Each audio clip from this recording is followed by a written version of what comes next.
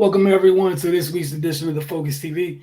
It's season 5, episode 52. Joined by Octavia Wyatt, Raymond Lyons, Carter Dudley Jr. I'm Wilson Tarpley Jr. We got you guys know how this goes. We're gonna get through some NFC East, talk some Wizards. Good news this week. Um, some college basketball. Quick little note on DC United, and we'll get to rapid fire. And who knows what's gonna be a rapid fire because it's been some interesting topics the last couple of weeks of rapid fire to say the least. All right, Octavia, the floor is yours. Okay, so I first would like to note that I actually showed up today. Trust me when I tell you everything on my body told me not to, but I'm here. That's all I can account for at this moment. So I'm going to start with a team that won. The New York Giants played against the Houston Texans. They defeated the Texans 24-16.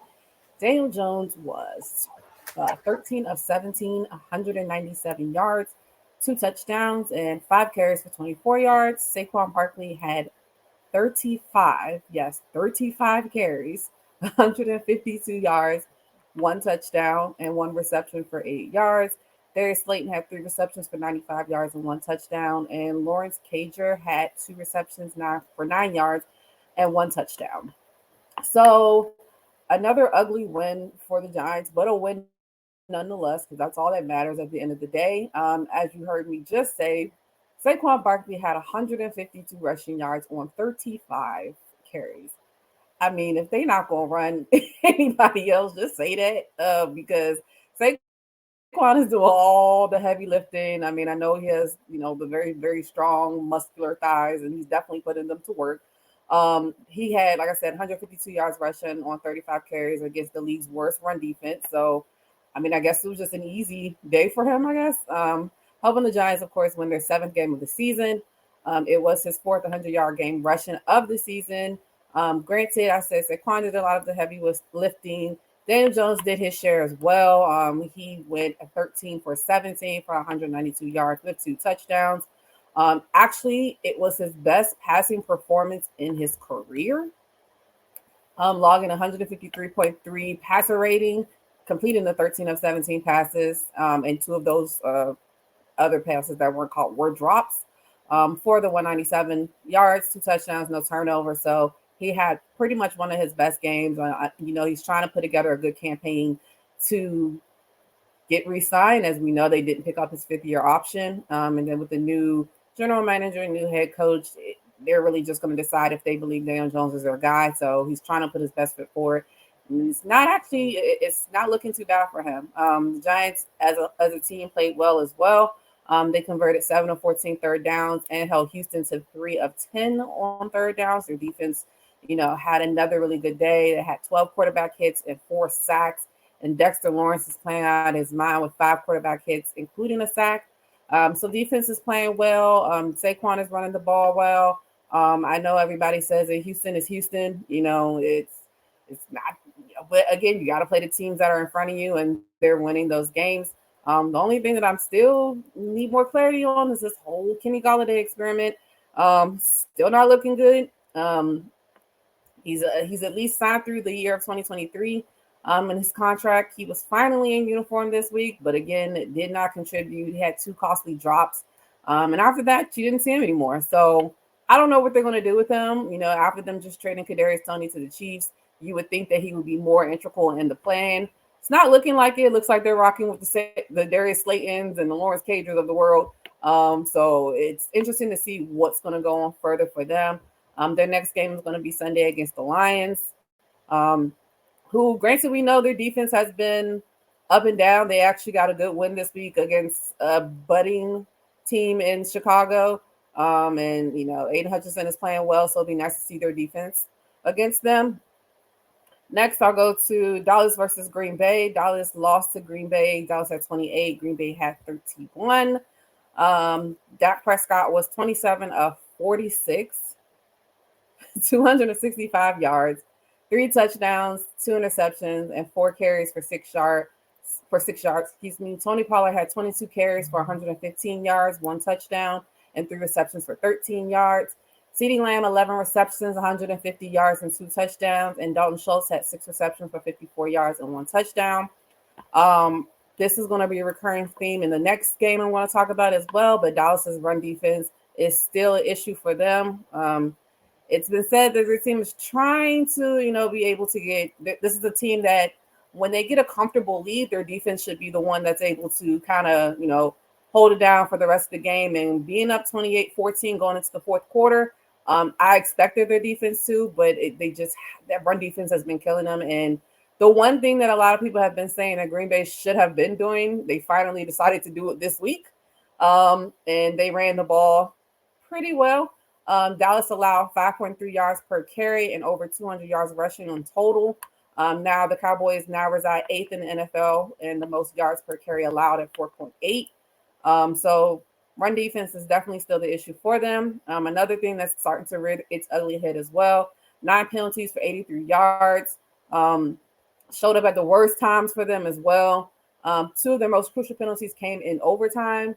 Can't have that. It's just we talked about it all last year, and I felt like this year, for the most part, it was under control. But again, they seem to happen at, like I said, the most inopportune times, and that was definitely very inopportune for them in this game.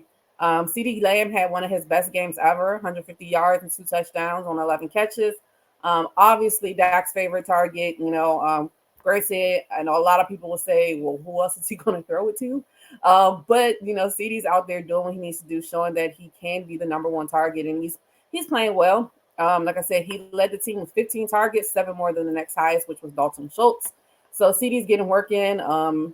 Although he received 15 targets, 7 more than the next person, I'm sure Dallas would probably wish that Dak Prescott didn't throw the ball 46 times. Again, being up 28-14 in the fourth quarter, and you are continuously throwing the ball when Tony Pollard is doing well. I mean, in the 3 starts that he's had 407 yards rushing, 6 touchdowns, and 6.56 yards per carry. I don't know why they didn't just keep giving him the ball, but this is one of the things that a lot of people were talking about when Dak came back. You get a little bit tempted to try to see what Dak can do instead of just sticking to the game plan and feeding the ball to Tony at this point, since Zeke has still not been back for a little while. I don't know what the thought process was behind that. I mean, they ruined Mike McCarthy's returns to Lambeau, where he looked very upset on the sideline, which he should have been. Playing against a reeling Green Bay team, this is a game that they should have won. And it's not going to get any easier. Obviously, I'm sure we'll talk about the game of the week was the Vikings and the Bills, and they play the Vikings next week. So, and it's shaping up to be very interesting now in the NFC, not just the NFC East, but in the NFC, with the Vikings now being 8-1. It's going to get interesting going down. So they'll play the Vikings Sunday at 4:25. Last but not least, there was one game for both teams in the NFC East remaining. It was the Philadelphia Eagles versus the Washington Commanders. The Philadelphia Eagles are no longer undefeated. They lost to the Commanders 32-21. Jalen Hurts was 17 of 26, 175 yards, 2 touchdowns, 1 interception, 6 carries for 28 yards and 1 touchdown. Miles Sanders, 12 carries, 54 yards. Devontae Smith had 6 receptions for 39 yards and 1 touchdown. And Dallas Goedert had 3 receptions, 23 yards and 1 touchdown. On the other side, Taylor Heineke was 17 of 29, 211 yards, 1 interception, 5 carries for 10 yards. Brian Robinson Jr., 26 carries, 86 yards, 1 touchdown. Antonio Gibson had 14 carries, 44 yards, 1 touchdown, and 3 receptions for 14 yards. And Terry McLaurin, 8 receptions, 128 yards. If the Commanders' game plan was to keep the Philadelphia Eagles offense off the field, they succeeded abundantly. I mean, the time of possession was like nowhere near not even the closest thing that you could think of. The Commanders rushed for 29 times for 100 yards in the first half alone. And in the first half, their time of possession was 23 minutes and 49 seconds. Philadelphia had 6 minutes and 11 seconds on possessions. Was the shortest of any week since week 6 of 2001 against the New York Giants, and the lowest by any team in the first half of a game in the last 5 seasons. For the entire game, the time of possession was Commanders 40 minutes and 24 seconds, Eagles 19 and 36. 19 minutes and 36 seconds. Excuse me. There's no way a team can win like that. The defense was gassed. It was obvious. The Commanders' running game just was running the ball down our throats. That it just is what it is. And like I talked about in the Dallas game, our run defense is starting to be a lot suspect as well. Ever since Jordan Davis went out with that ankle injury and is on IR, it's been a huge difference as far as the run defense. We're definitely missing his. I don't even know how tall or how big he is, but he's a huge human in the middle, clogging up the run game for the other team. So it's definitely something that needs to be addressed. I believe he has 2 more weeks on IR before he even eligible to come off of IR. So it's very concerning, when it comes to that. But honestly, outside of that, I believe the Philadelphia Eagles beat themselves. Granted, definitely kudos to the Washington Commanders for winning the game. Don't want to take anything away from them. But 4 turnovers, you're not going to win a game that way. And a lot of the turnovers were self-inflicted turnovers, fumbles. Now, granted, I said the Eagles beat themselves. I mean, the refs helped a little bit too. There was a couple of key calls that were missed. Obviously, the face mask on Dallas Goedert, which I believe was a turning point in the game. Had they called that, they would have gotten the first down, the extra 15 yards, probably would have scored, changed the momentum of the game. But if this were a fifth, we all be drunk. So at this point, it doesn't even matter. I just think that it was probably the sloppiest game they played all year. Darius Slay didn't have his best game. And injuries are starting to pile up, and that's the one concern when you have a team that's, trying to, move for the Super Bowl, the playoffs, whatever you want to call it. The injuries are starting to pile up. Avonte Maddox did not play this. I believe it's his second game that he's missed this season with a hamstring injury. Also now Dallas Goedert has a shoulder injury, will be out multiple weeks. And AJ Brown is also nursing an ankle injury. So it's getting a little real the further we get into the season. As we all know, a lot of teams are all having injuries. Speaking of injuries on the other side, Taylor Heinicke probably had one of his best games that he's had for them. But at the same time, Carson Wentz is eligible to come off IR this week. So what happens? Taylor Heinicke's had a 3-1 record since Carson's went out. He's been playing well, but the rumblings are Carson always, of course, in their mind, has more of an upside. How long can this Taylor Heinicke magic continue? And how long are they willing to see? They won't have too much to deal with next week. Just lost who they play. I believe they play. I lost it. Give me a second. They're still going to have a lot to do with, figuring out that. It's also being reported that Chase Young could come off of, he's off injury reserve, but he could actually play next week. They said that he's been practicing. He looks good, but they gave him 1 more week this week to kind of really, make sure he's ready to come off that ACL injury that he suffered last year. The Commanders will actually play against the Texans next week, which again, like I said, it's a hit or miss. The Texans are, doing what they can, but they have a really good running back in Dameon Pierce, so their defense is going to have to, buckle down, even though their run defense seems to be pretty decent at this point. Jonathan Allen and Deron Payne are playing really, really well for their defense, so you never know.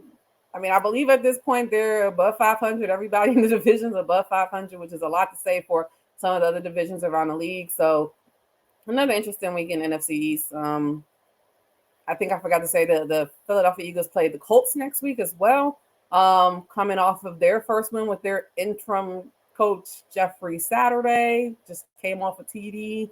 But he got them the win this week. And when I talked about the Philadelphia Eagles run defense, they definitely got to get together if Jonathan Taylor's going to play like he played last week. He's been a lot injured this year as well, but he looked really good last week. And one thing we know is Jeff Saturday likes to run the ball. So that's going to be something that they really have to keep an eye on this week. For sure. Offensive lineman to our head coach wants to run the ball. Shocker. Yeah. Ray, with the Wizards, what have they been up to? Man, they've been winning games.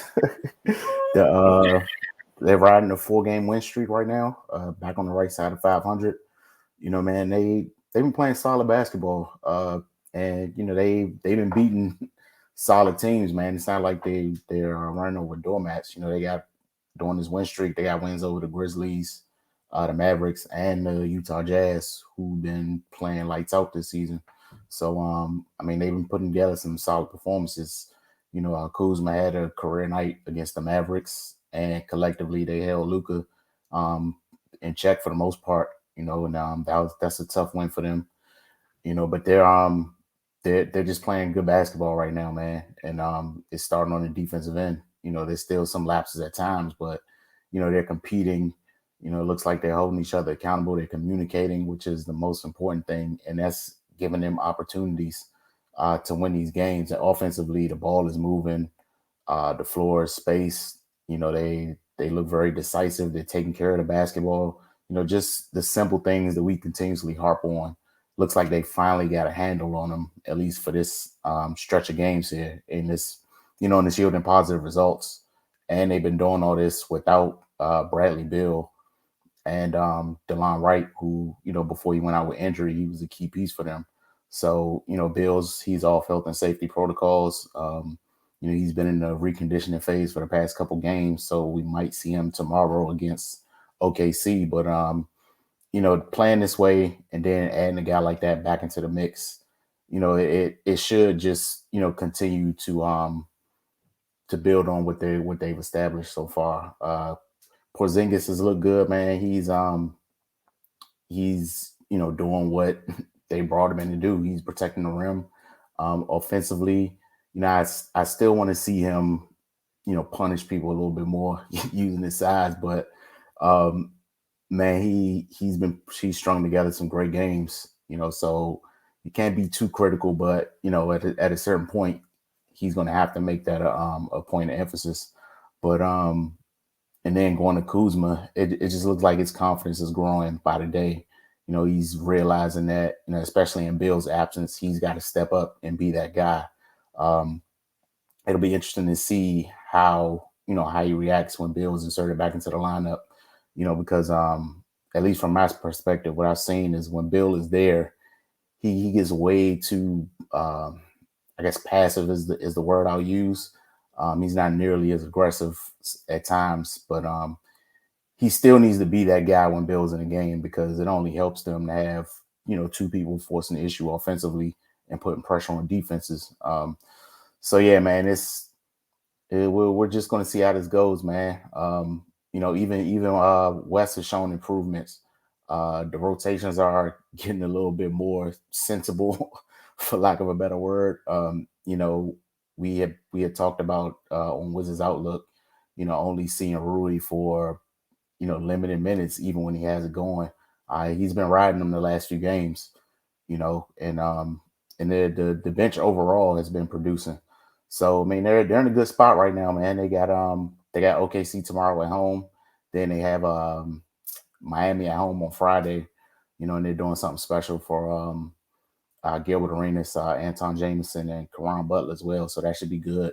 Should be a lot of good energy in the building. So yeah, man, they're on a positive note right now. Hopefully they can keep it going. It doesn't look like this is something that's not sustainable. It's not like they're having out of body experiences. They're just playing solid basketball, and it's adding the W's in the win column. So yeah, man, hopefully they can just keep this going. Yeah, that's all anybody can really ask for. And like you said, for those of you, if you guys don't know, get up with us on Wizards Outlook after each and every game. We break down the results, and it's another busy week. 3 more games, as Ray alluded to. We're going to take our first break. When we get back, get into some college basketball, starting with Cardell. You're watching the Focus TV.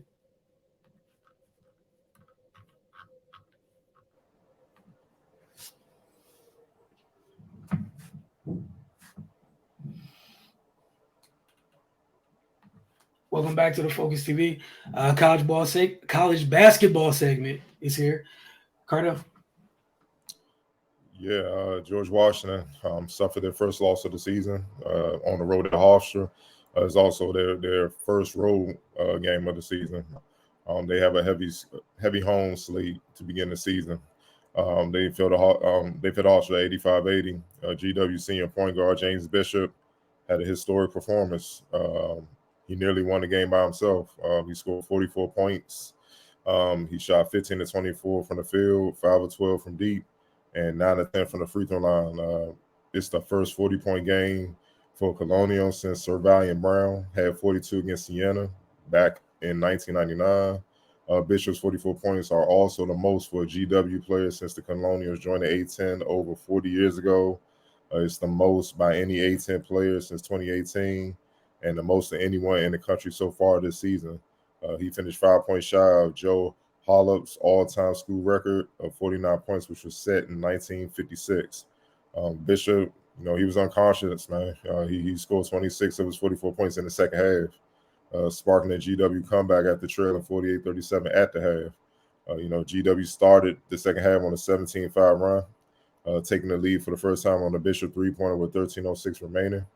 A big part of that was GW switched to his own defense. Look, in the first half, just being honest, they couldn't guard him. They couldn't stay in front of any of the Hofstra guards. They one dribble, one move, they was at the basket, or they had enough space to take a jumper, and they were knocking them down. That's why they were down 11 at the half. But when they switched the zone, they disrupted Hofstra. And it was a big part in the run where GW went on to start the second half 17-5 and get the lead. But Hofstra eventually, they found their rhythm. They settled down. They hit 6 3-pointers over the next six minutes to assume a 68-64 lead. And from there, it was just back and forth with short runs for both teams until Hofstra went on a late 9-0 run that put them out in front for good. Brandon Adams, another senior guard for GW, he posted 15 points, and senior center Hunter Dean added 10 points for GW. And Hofstra 6'3" senior guard Aaron Estrada, he scored 33 points. 23 came in the first half when Hofstra blitzed GW and took the 11-point halftime lead. And Tyler Thomas added 17 points for Hofstra as well. The GW will begin a 4-game homestand, which kicks off on Friday night against University of Maryland Eastern Shore at 7 p.m. All right, for men's basketball over to women's. Maryland women's basketball has been busy. Last time I talked to you guys, they had just won their season opener against George Mason. Friday, they hosted the reigning champion South Carolina Gamecocks. The reigning champs used a strong second half to take control of the game and win 86-51. Aaliyah Boston. And look, been talking about her for 4 years. There's not too much more to say. Problem. There's a reason she's a projected number 1 pick. For a while there, she didn't miss a shot. And Maryland's game plan, it worked for most of the first half. And the game plan was pretty much let everybody shoot and try to keep the ball out the post. And again, it had them within 6 at the half. And then, there's only so long you can survive as an undersized team with look, South Carolina is bigger than they were last year, which is ridiculous. So, you got a high-low game between a 6'7" post and a 6'5" post in college. Not something you see every day. It is nothing you can do about it. And yeah, you want South Carolina's guards for the most part to shoot. But the thing is, they couldn't get good entry passes to the bigs all the time.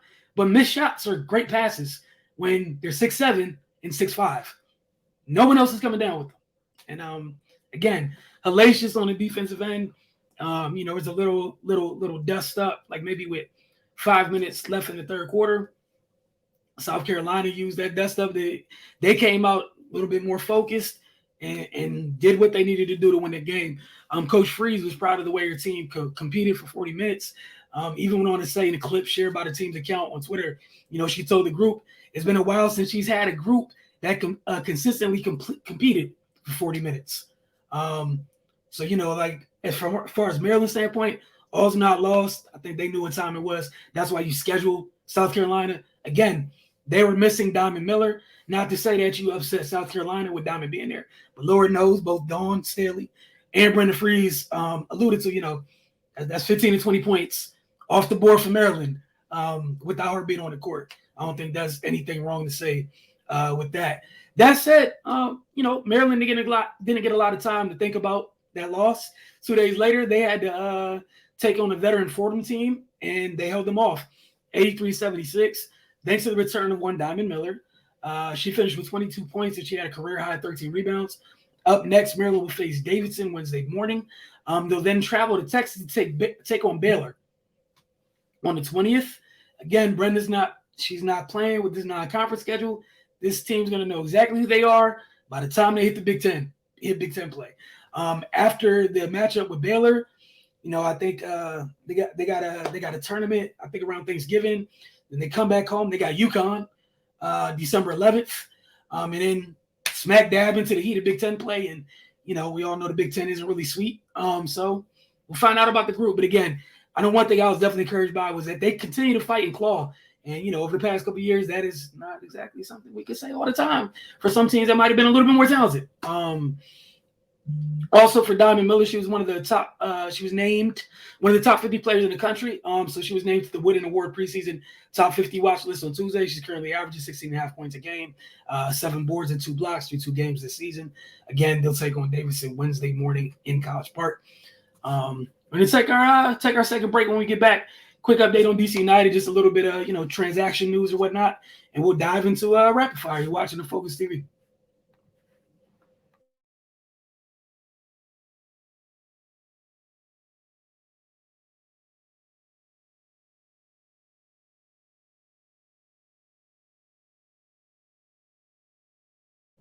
Welcome back to the Focus TV. As far as DC United goes, the season starts in a couple months. It just ended. Some roster decisions that they announced. The following players had their contract options exercised for 2023, which means they will be returning. That's Stephen Birnbaum, Donovan Pines, Miguel Berry, and Derek Williams, who they just acquired. The team declined the contract options for Tony Alfaro, Sofiane Jafal, Sammy Guedry, Jonathan Kempin, Chris Adoya-Chem, Adrian Perez, Brad Smith, Kermani Smith, and Drew Skundrich. Bill Meade, the most celebrated homegrown, Ola Kamara, goalkeeper David Ochoa are also out of contract with the Black and Red. The updated roster at this moment includes Rafael Romo and Luis Zamudio, Matt Nkimboni, Stephen Birnbaum, Jacob Green, Brendan Hines-Ike, Andy Nahar, Donovan Pines, Galso Samaki, Hayden Sargis, and Derek Williams. That makes up the goalkeepers and defenders. Midfielders, you got Russell Canales, Chris Durkin, Jeremy Garay, Jackson Hopkins, Ted Cudi-Pietro, Ravel Morrison, Victor Pallison, Martin Rodriguez. And forwards, you have Christian Benteke, Miguel Berry, Christian Fletcher, Taxi Fountas, and Nigel Roberta. And I'll keep you guys updated as they continue to try to build their roster for 2023, man. We know what last year was. Nothing positive outside of maybe some kids getting some playing time, and we'll see where this goes. This will be Wayne Rooney's first full season in control of DC United. That said, I'm interested to see what the roster looks like because, again, there's a whole lot of changes happening in the front office, which I touched on a couple weeks ago, and in terms of personnel on the field. So we'll see how that goes. Cardell, what you got for us this week in Rapid Fire? Yeah, we're going to start on the WNBA side. Mike Bball. It was announced earlier. He announced that he will retire from coaching the Washington Mystics, but will continue as general manager and lead decision maker pertaining to the team's basketball operations. His son, Eric Bball, has been named Washington's head coach, while Maria Giovannetti has been elevated to assistant general manager, senior vice president, strategy and vision, and former center, now assistant, Latoya Sanders, will return as associate head coach. Taylor Johnson said when we first hired Mike 10 years ago, we assigned him a large task to make the Washington Mystics relevant in the WNBA, and he more than delivered. In the last decade, he won the championship and had been a perennial playoff team while appearing in back-to-back WNBA finals. We have had some of the best players in the world wear the Mystics uniform. Mike was able to bring a once-in-a-generation talent, Elena Deladon, to our team. His talent evaluation and player development acumen are unmatched, from selecting Natasha Cloud and Emma Meesman in the second round to adding Ariel Atkins and Shakira Austin to the Mystics rosters. We are thrilled that he will continue to lend his expertise to our basketball operations as general manager and look forward to continued success for the Mystics.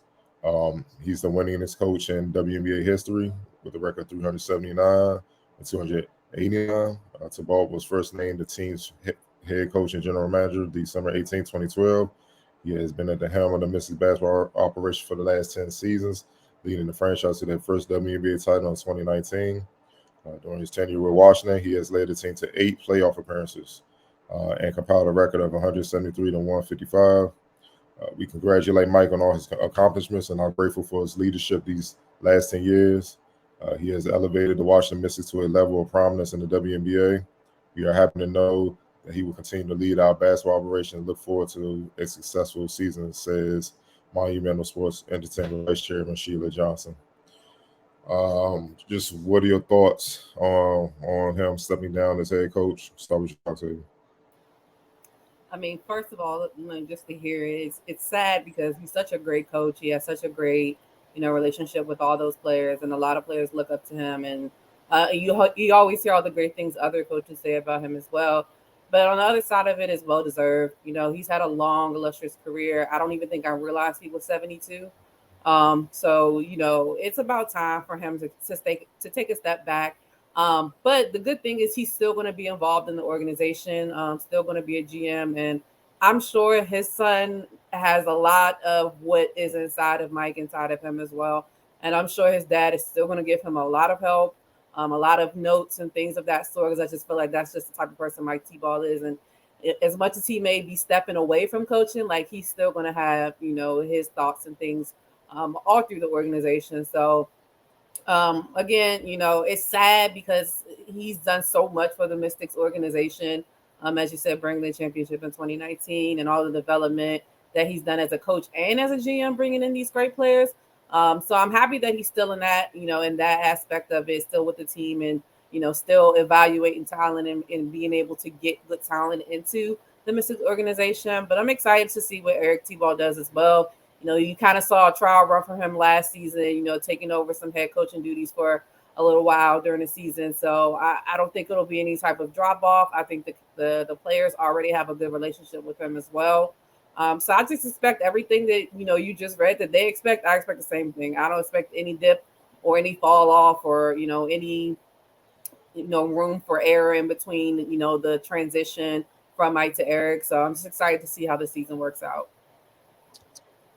Yeah, he's coached for 55 years, last 20 in the WNBA. Before that, he was in the NBA, CBA, all the leagues in America. So yeah, it's been a nice long run. Right. Yeah, job well done, man. Go ahead and sit in the office. Like he's put his work in, man. His impact is unquestionable. So yeah, and he probably felt like this was a good time. Probably feels like Eric was ready. This was obviously the plan, for Eric to succeed him at some point. And it's probably just he felt, hey man, this is a good point for me to step back from the coaching and and let Eric get a shot at the helm. But yeah, like Octavia said, man, he's still going to be directly involved with the franchise and the basketball decision. So there should be no regression. It's and it's good. I think it'll be good for the team. Period. That he's still around. So yeah, man, it's time, man. Like he's earned it. Considering where the Mystics were when he first came to what they are now, it's like, yeah, he's earned the right to go ahead and say, all right, I'm gonna just go ahead and and make moves from the ivory tower instead of being on the sidelines on a daily basis. So yeah, man, say it was a great coaching career. He's undoubtedly one of the best to ever do it, and yeah, man, I just wish him the best. Wilson. Yeah, like I agree with most of the sentiments that were shared. Just job well done. Hell of an impact on the game of basketball as a whole. Both on the men's and the women's side. And, I think all of us covering the team think we knew what's going to happen at some point. We knew the succession plan was in place. It was just a matter of when it was actually going to happen. It just looks like that day finally came. It's finally arrived. Get a chance to see what Eric can really do. Full time in the job. That's a tough act to follow. That said, the man's still in the building. I'm sure health-wise it'd be much easier just to handle his duties as the GM. It was still, the other day, as usual, when there's a big game in College Park, I swear there are permanent fixtures there. The Mystic staff and Cheryl Reeves, just permanent fixtures anytime it's a big game, College Park. So it was cool seeing them again. But Yeah, just great job, man. Just not shot. I think we covered. Did we start covering the Mystics when he started, like at the beginning of his tenure? I think it was like 2013. So yeah, So has been there since the beginning. heck of a job. For me, I mean, obviously one of the best basketball minds I've been around. He don't get the credit he deserves. Uh, you know, in my lifetime, there's only two professional coaches that stood above the rest that even, wanted that claim that they deserve, and that's Joe Gibbs and him. They're the only two coaches that won in my lifetime on a professional level. As far as the main sports, every other franchise been trying to figure it out. I know that Nationals, Capitals won, but those coaches weren't here for a long tenure where they won and they were competing over in the mix to win it for over a long period of time. It was just a short burst moment and then they left. But one of the best of them. You know what I'm saying? It's just not even just coaching, just talent evaluation, putting it together, building a team. That's a skill in itself that's not talked about enough. Twitter, social media, that you got a lot of experts who think it's easy. Like, hey man, you just trade for this player and get that player and you're gonna win a championship, and it don't work like that. You know what I mean? And you got salary caps to navigate, you got attitudes to navigate, you got agents, you got agendas. It's hard. It's hard. Just because they may fit talent wise, I mean they're gonna fit chemistry wise. And he was able to navigate. And I always enjoy interacting with him and interviewing him because when you talk basketball, he'll light up. He's similar to me in that he don't have much to say outside of it. But if you talk basketball, he'll light right up, and he can talk basketball all day, man. And I just hope he made the decision to step down, and it wasn't some BS like, yeah, you just getting too old, and it was under pressure to move. I think that's BS. That's kind of getting funny nowadays where they move people because they get older and stuff like that. Because maybe some youngsters on the team don't want to listen or whatnot, and we need some people to relate to them. And then they usually the youngsters still aren't able. They're still stuck and because no one's forcing them to have to grow. I know the Mystics are fairly, I guess experience wise, they're fairly up there, what I'm saying? Not too old, but in the right mix of young talent and veteran presence. But you still have enough key players. They got enough youth on their side where that could if it is, that could be the issue where they like, all right, man, started tuning out or whatnot. We need some young energy or whatnot. But be careful what you wish for if that's the case. You experience is something that you just can't buy. And for you to get the experience, that means you had to be doing a good job over a long period of time. So, look, man, definitely will be missing. Yeah, his son, it's obvious they grooming him last few years to eventually take over. He said as much, Mike Tabor said as much years ago. So we're going to see what it is, man. It's different when you're sitting in the other seat, though. It's very different. So, look, be careful what you wish for again, man. You know what I'm saying? It's just different. So all the players gonna respect him because they know him as Mike's son, the youngin. You know what I mean? Like I'm really buy in, that remains to be seen. When he gotta get tough on them, are they gonna be receptive and take it, or they gonna be like, man, come on, man, get out of here, dog. They gonna carry it. We're gonna see, but man, again, job well done. And I don't know if he's in the hall yet. If he's not, he soon will be. Moving on to the NBA side of things, James Wiseman has been announced he will go down to the Warriors G League affiliate, Santa Cruz Warriors, starting today for an extended period, said Steve Kerr. They said this stint could last up to 10 days. The team informed Wiseman of the decision on Sunday. Wiseman said, I don't look at this as a demotion. I'm just ready to go out there and hoop. The 2020 number 2 overall pick has fallen out of the rotation and hadn't played in the Warriors 3 games before Monday's blowout 130-95 win over the Spurs. Against the Spurs, Wiseman was a -6 in 8 minutes, finishing with 2 points, 2 rebounds, and 3 assists. The Warriors knew not to expect too much from Wiseman on Monday as he had some rust built up over the past week, but he has been struggling all season long. Among the Warriors players to play 25 minutes this season, Wiseman's offensive and defensive and net efficiencies, 99.7 and 124.1 and -24.2, all ranked as last on the team, according to ESPN Stats and Information Research. Curry said he needs reps. He needs to play. It's not easy when you don't get minutes. Monday, check this out. Monday was only 50th NBA game of Wiseman's career through his first 3 years. He played 27 games during his rookie year in 2020, 2021 before being sidelined by meniscus injury he suffered in April 2021. Multiple setbacks from the injury kept him out all of last season, with the exception of 3 G League games, in which he averaged 17 points, 9 rebounds, and 1 assist.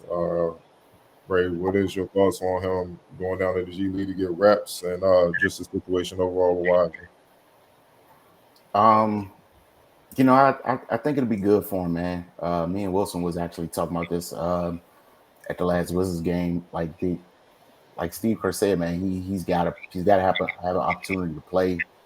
He's got to have rope to be able to make mistakes and play through those mistakes.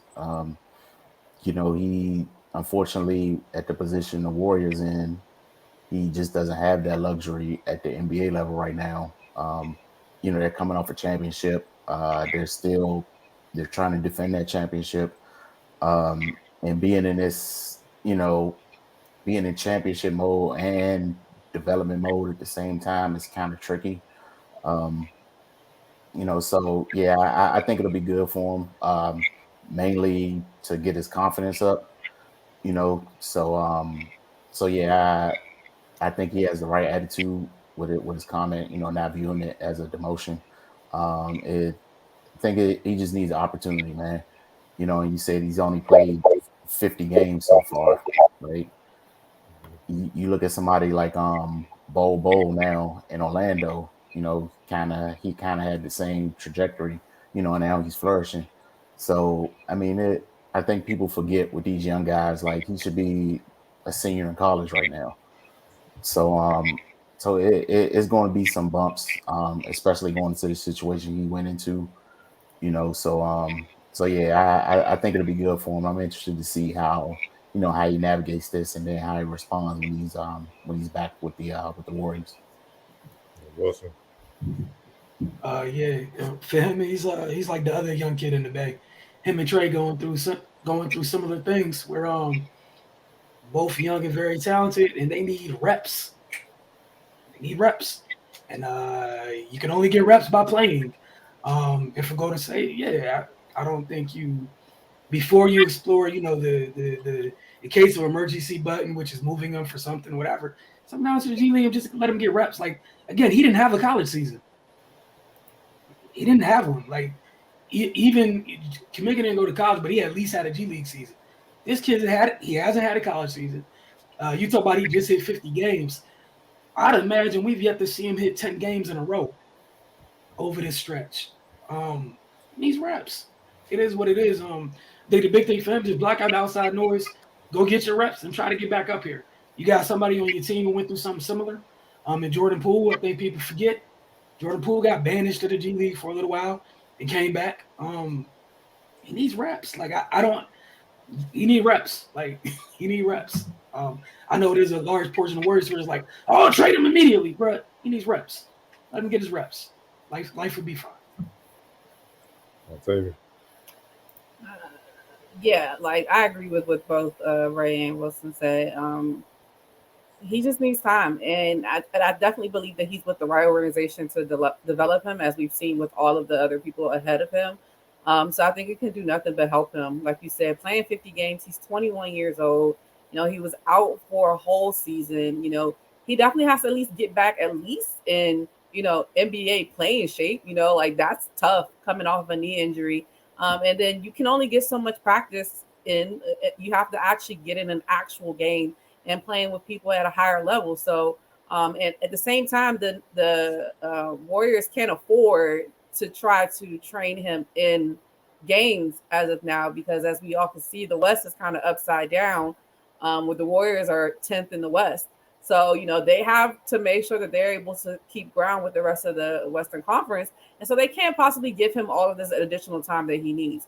Put him in the G League. That's what the G League is there for, And I like the fact that he's there, that he understands the reasoning behind it and he's not taking it as a demotion. That just gives you more of a, inclination that he's the right type of player that they want there. And I just think it'll help him. I think he'll flourish, and I'll definitely think he'll be back, because you've seen the flashes of, his playing. You know he can be good. You know he can be dominant if he, gets these little things worked on, and it's only going to happen through repetition and practice and time and options and excuse me and opportunities. So, and the opportunities are going to be few and far between right now on the actual NBA Warriors team. So why not go down to the Santa Cruz Warriors, get some extra reps in. I think I read something where they said Jordan Poole told him, this is your time to go down there, shoot as much as you want, do everything, because everything's going to run through you. You're the guy. So go down there and be the guy and help, use this opportunity to help you develop your game more. I have no, worries that he'll be back, eventually, back on the team and possibly helping the team, win more games going forward.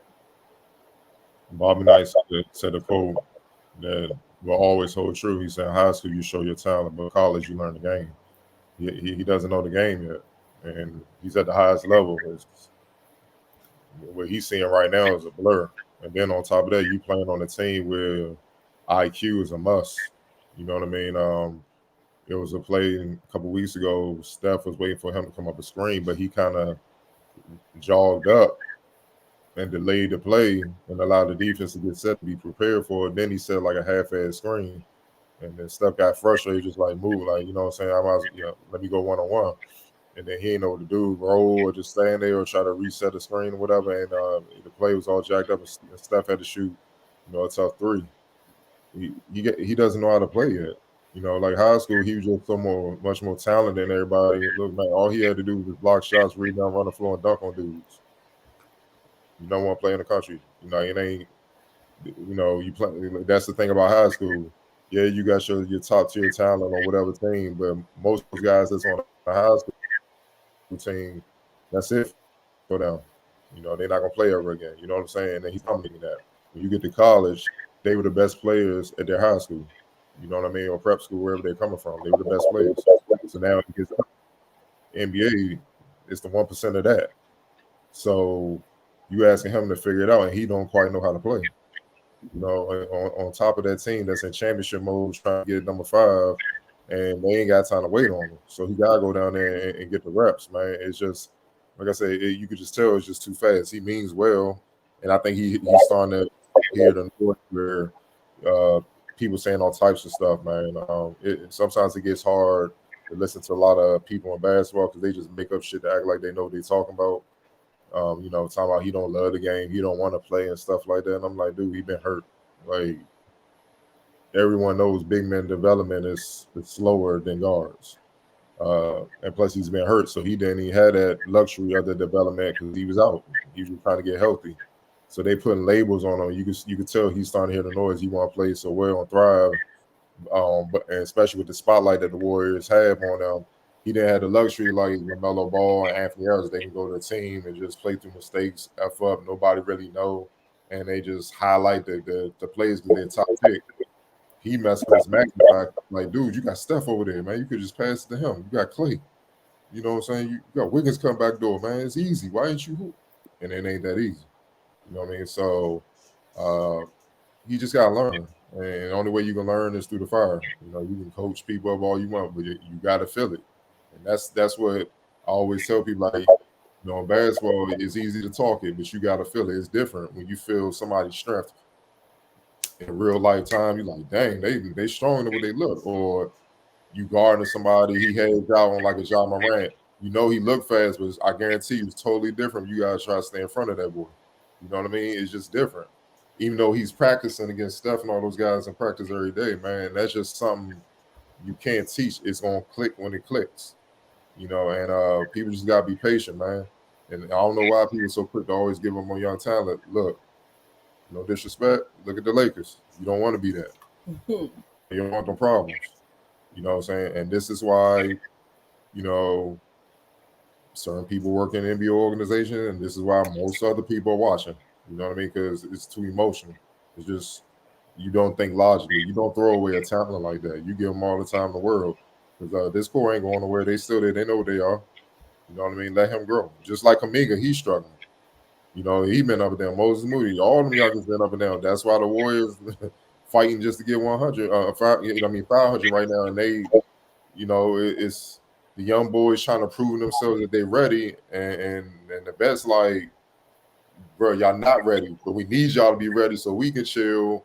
And later on in the season, we can do our thing. We can go get number 5. But right now, damn, dog, we got to turn up. Like, we got to hoop. You're like, they just stuck between two. They trying to navigate two movements within the team, a youth movement and the end of it's getting to the end of a championship course, huh? And it's tough to do that. So they got their work cut out for them with Steve Kerr and all them, but it's like what Octavia said. There's no better organization I trust with that right now. And they're in a unique place, man. But yeah, like Jordan Poole, great advice. Go down there, fuck up. Don't be afraid. Like, just go crazy, dog. Do try shit. See what works. Don't you know what I'm saying? Like, that's how you figure it out. All right, this shit don't work up here. Just go up there and explore your game. So you come back, you know what it is. And so hopefully he'd be better off for it. Last question. Then we're gonna get out of here. Gotta talk about this. DJ Wagner, number 1 ranked high school senior, announced his commitment to Kentucky on Monday. The Wildcats over Louisville. Wagner's commitment gives John Calipari and Kentucky the number 1 recruiting class in the country again. If the Wildcats finish the cycle at the top, Wagner's pledge likely seals that. It would be the 7th time since Calipari took over that Kentucky has the top-ranked recruiting class. Wagner is also the 4th number 1 recruit to commit to the Wildcats under Calipari, following Shaden Sharp, Nerlens Noel, and Anthony Davis. Wagner said this was an extremely difficult decision that I went back and forth with for a long time. That's why it took so long. I'm real comfortable with my decision. Coach John Calipari was always straightforward and honest with me. He said he will be with me until the wheels fall off the car either way, and that meant so much to me. When I watched him coach, I could feel the intensity, how he plays his team, and how he breaks it down. The atmosphere of Kentucky is unbelievable. I've been there several times, and it's what I'm most comfortable with. What are your thoughts on Wagner? Will Calipari doing it again? Getting another one? It's why that man's never getting fired unless he tries to. It's recruiting is what that man does best. But what it sounds like for Wagner, sounds like the kid's choosing the place he's more. Like, it sounds like it's an informed decision. That's what I'm hearing from the kid versus, just I'm going there just because. It sounds like he knows he clearly thought about his decision and he seems comfortable. So I'm all for it. Obviously, a talent that high, shocker, he ends up in Kentucky. We already know what Calipari does, but I'm looking forward to it. That's all I can say. Definitely looking forward to it. I'll tell you. Yeah, same thing. I'm definitely looking forward to seeing it. And like you said, Calipari just does that. I think I watched something on Sunday that I guess they have like some little documentary or whatever, and you could just see how much he cares about his players too. Like I think they show like a shot of him and all the players at his house and all the stuff he has around, all the stuff that he talks about with them. So I can understand when he would say, somewhere I'm most comfortable with, somebody I'm very comfortable with, because as we know, all coaches don't care about their players. So I always think that that's a great, aspect for a young player to look into when they're actually looking into going to a school, not just a school, but what is the coach, going to do? Are they going to support you? Are they going to be there for you? Because with him being from New Jersey and going all the way to Kentucky, that's going to be a big culture shock as well. So I just think, it's great for him. I like that they take their time and they make informed decisions, like Wilson said as well. But I'm definitely very excited to see it. We've seen a lot of good talent come out of Kentucky, which also just shows me how great of an eye Calipari has, of course. I'm just looking forward to seeing him play. So I'm just ready for him to graduate and all that other stuff and then go to school. Right. Yeah, I mean, Calipari doing Calipari things, man. That's just what it boils down to. I mean, I can't imagine what type of pressure he was under to make this decision. Because going with granddad up at Louisville or going with your pops coach at Kentucky, like I'm sure that was I don't want to be at the table having them discussions, but I think he would have been fine either way. But going to Kentucky, I mean that's basically the NBA pipeline, and he'll get a chance to just kind of show his skills and be under a coach that has proven to be able to, to manage that level of talent. So I think it was a good decision, man. And definitely want to see him prosper and do well there. Yeah, I mean, it's no shock, obviously, consider who his pops is, and his son is on a similar track. His son is not his pops all the way. Pops was a different animal, seeing him firsthand. Obviously, he high school around the same time I was, so he was a different beast, man. But son, nice in his own right. You know what I mean? He's more, suburban version. Where Dewan was the hood king. He was, even to this day, his son played that slam dunk last year, and Dewan came in. They still follow him. His nickname was the Messiah.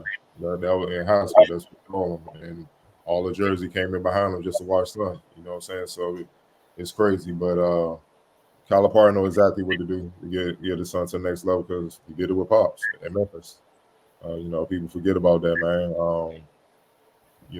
And the thing, Louisville, I knew. I mean, with the way Louisville is struggling now, it's easy. They made it real easy. That wasn't.